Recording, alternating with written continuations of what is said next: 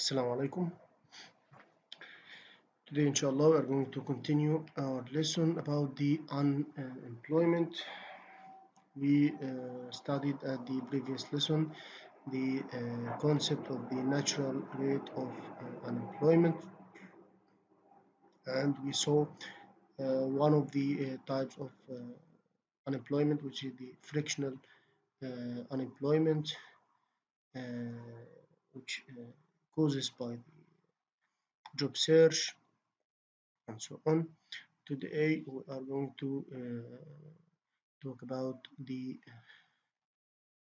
as you saw here, the natural rate of unemployment to remember this and how we can calculate it depending on the job separation, which is denoted by S, and the job finding. And we said that we have two reasons for unemployment or for the low job finding. The first one we discussed in the frictional unemployment, which is caused by the job search, and the next we'll discuss today is the wage rigidity, that causes the structural unemployment. When we say wage rigidity, we mean the failure of wages to adjust to level at which labor supply equals labor demand. Rigidity means stable or fixed and so on. So it happens, it means it's the failure of wages, that wages cannot adjust to the level at which labor supply equals the labor demand. So the unemployment resulting from the wage rigidity and the job rationing is sometimes called the structural unemployment. And we can see here in this figure the real wage in the vertical axis and the labor in the horizontal axis, and this is the demand curve for labor and the supply curve, which refers to the amount of labor willing to work, the amount of labor willing to work. This is labor supply, and we have here the rigid real wage, and in this point that the real wage intersect between with the labor demand. There is the amount of labor hired already or actually. So if the real wage is stuck above its equilibrium level, then there aren't enough jobs to go around. So in this case, if the real wage is stuck and doesn't move above the equilibrium level, so there is no enough jobs to go around. And this difference between the demand and supply will be the unemployment amount or unemployment rate. Then the firms must ration the scarce jobs among workers, and we have structural unemployment and the unemployment resulting from the real wage rigidity and the job rationing. So in this case, in simple speaking, the firm have to pay minimum wages, so consequently they cannot hire more people, so this causes a structural unemployment. What is we have many reasons for wage rigidity. First, the minimum wage laws, the labor unions, and the efficiency wages. The first one, the minimum wage, the minimum wage may exceed the equilibrium wage of unskilled workers, especially the teenagers. When we talk about the minimum wage, some acts or some laws in some countries legislate some laws for specifying a minimum wage for the workers, and this causes the structural unemployment.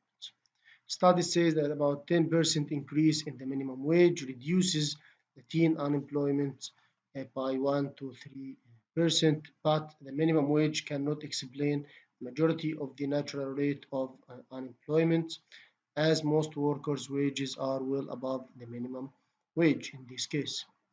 Also, the labor unions. The unions exercise monopoly power to secure higher wages for their members also. In any industry or companies and so on, there's unions for labor, for workers who have some demands concerning their salaries or their work conditions and so on. So they exercise a monopoly power to secure higher wages for their members. When the companies accept these requirements, so on the other hand, they get enough of these workers and don't hire new workers because they already pay a lot for the existing one. So when the union wage exceeds the equilibrium wage, the unemployment results. So we have a conflict between the insiders who are on these unions and the outsiders.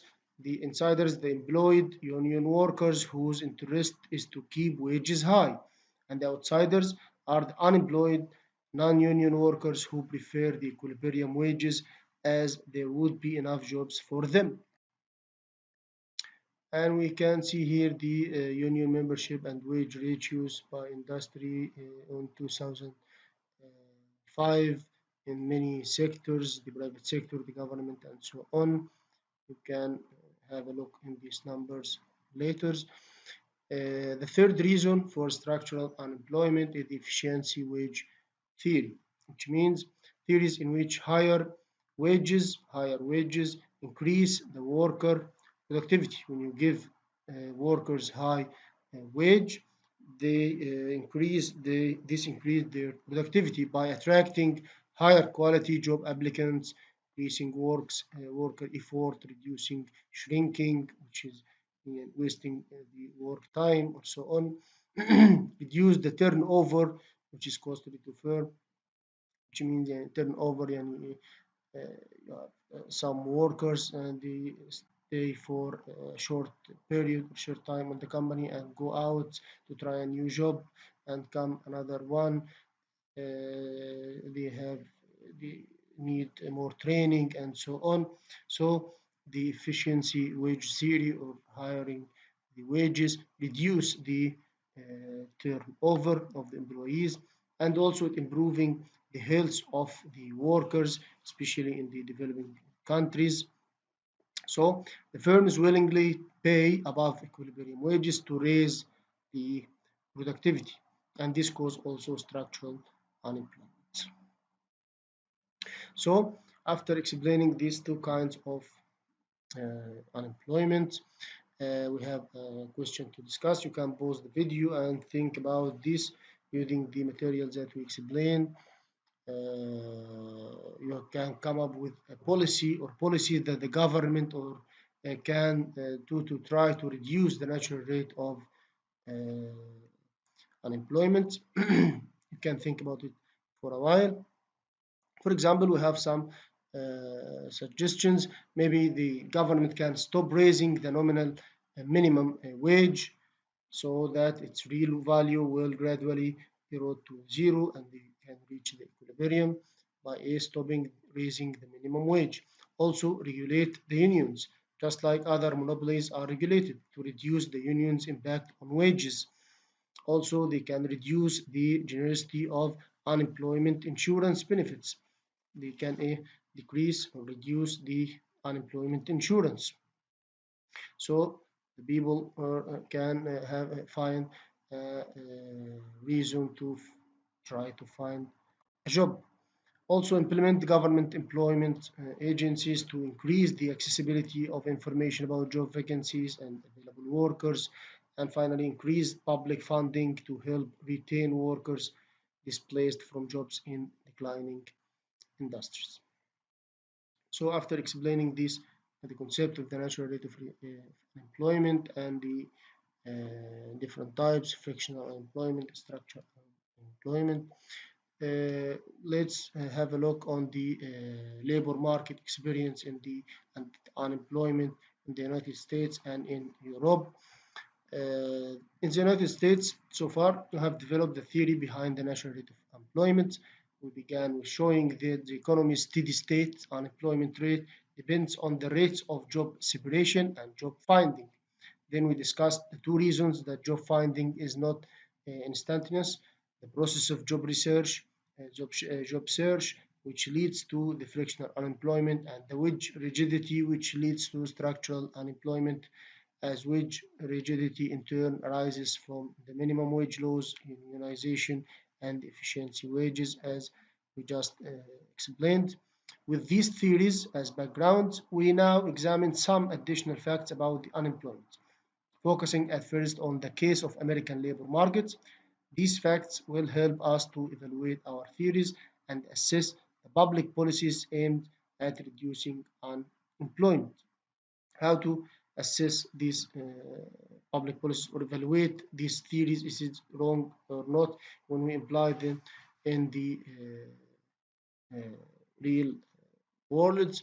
So we can see the duration of the US unemployment, the average over these years from 90 to 2006.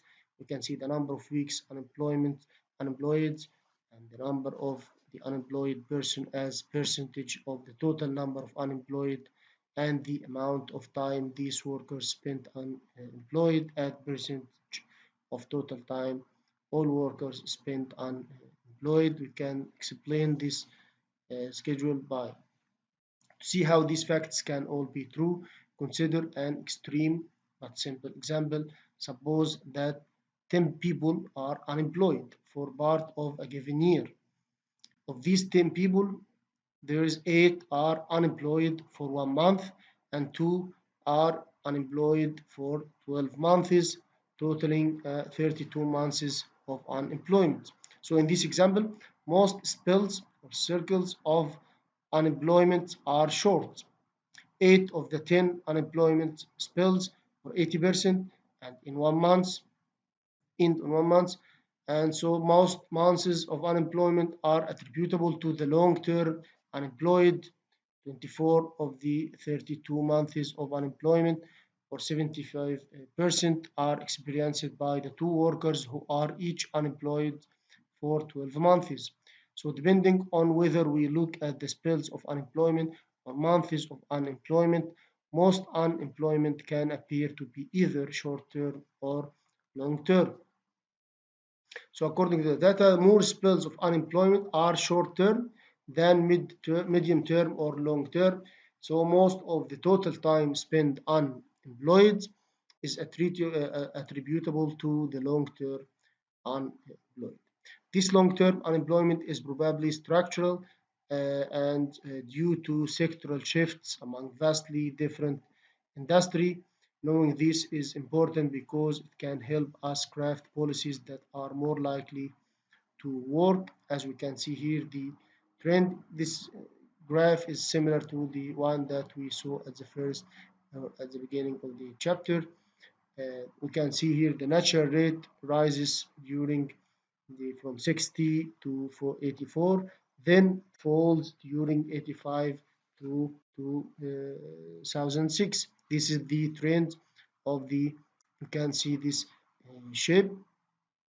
When we compare it with the minimum wage, the trend of the minimum wage, we can see the same thing. Yani first, we can see the minimum wage in current dollars increasing, and then we can see the minimum wage in the real wage by in the 2006 dollars. We can see here the curve is more similar to the trend of the unemployment rate, which is which say that the theory is correct. So the trend in the real minimum wage, the above one, is similar to that of the natural rate of unemployment. Also, the union membership, we can see from this schedule since the early 80s, the natural rate of unemployment and union membership have both fallen, right? According to the numbers here and according to the graph and the curve of the unemployment rate. So, but from the 1950s to about 80, the natural rate rose while the union membership rate fell. Also, the sectoral shifts. You can see the price per barrel of oil in 2006 dollars from the mid of 1980s to the early 2000s. Oil prices less volatile, so fewer there is fewer sectoral shifts. Demographics also. When we explain the trend of the natural unemployment rates at the 70s, the baby boomers were young, so young workers change jobs more frequently. So we have high value of job separation. But after that, at the late 80s through today, the baby boomers aged, become older, middle-aged workers change jobs less often, so we have low job separation. This is the American overview. Now the Europe, we can see also in Europe they have a different uh, structures according to they are not only one nation, they have different nation, different cultures, different languages, and different economic circumstances, and so on. So we can see here these four main countries in uh, Europe and the low labor market experience in them. And we can see the percentage of the labor force and which is increasing in the especially in France and Germany. So the rise in the European unemployment may be because of the shock, which is the technological progress has shifted the labor demand from unskilled to skilled workers in recent decades. Also effects in the United States as an increase in the skill premium, the wage gap between the skilled and unskilled workers, and the effect on Europe. We can see a higher unemployment due to generous government benefits for unemployed workers and strong union presence. You can see the percent of workers covered by the collective bargaining.